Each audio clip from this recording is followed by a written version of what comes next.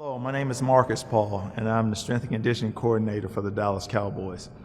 Marcus Paul fell in love with football at a young age. Growing up in the neighborhood that we grew up in, we would get out of school. That's all we did. We went out, tossed the ball around. Hey, let's get a game going.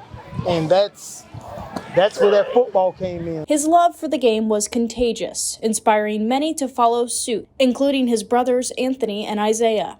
That's who I was trying to follow in his footsteps. So this is awesome. And son Jairus, who is transitioning into a career as a personal trainer. Little did I know that Dad does this on a professional level. I never really understood how big of a person he was and how big and important his job was until I got older. And I was like, wow, he's blessed me with so much knowledge. I need to utilize this, and that's what I'm doing now. Marcus's life centered around three things: faith, family, and football. Because Marcus was so good at everything that he did, but in particular football. He was a proud student athlete for Osceola High School between 1980 and 1984. As quarterback, he led the Cowboys to the 1982 state championship in Titusville. Very good. Quarterback keeps. Paul rolls to the right, picks up a couple. Pretty good run. When it was so cold, I didn't care if they didn't win now, but all we wanted to do is get back home. Yes. After a tough 33-0 loss, Marcus traded his cleats for his Jordans. The junior point guard led an undefeated team to the state title. When Marcus graduated from Osceola High School, he continued his educational journey and football career at Syracuse University. We were teamed up as roommates from the first day of training camp as freshmen, and we remained roommates through our entire duration of our college. I played corner, I played up close, and he was had my back as a free safety. Marcus had his back with 19 career interceptions, the most interceptions any player has held in Syracuse history. The Chicago Bears picked him up in 1989. He played in the NFL for 5 seasons before switching to the coaching side of the game in the late 90s.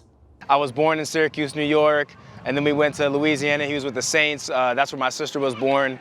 Then we were in Massachusetts, back to New York, and then ended up in New Jersey.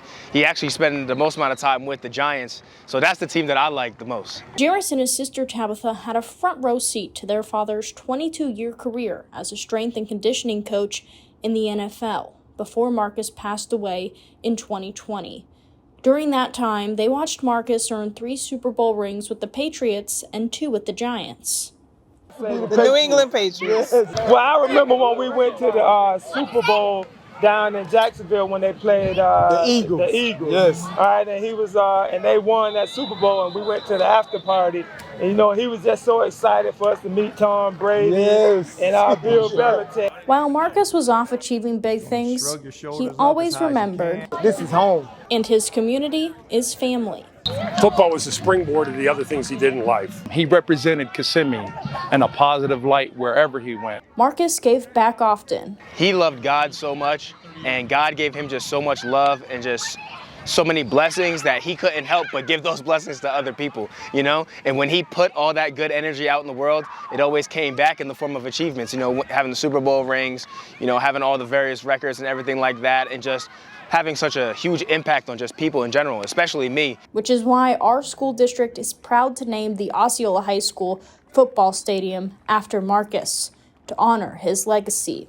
It felt like the torch was being passed to me, And I'm going to continue to shine his light, no matter what I'm doing. When I come and see his name up there and I see the scoreboard, it brings back a lot of memories back from the time when they played in the Cow Palace. There was only one Marcus Paul, and the mold was broken when he left us.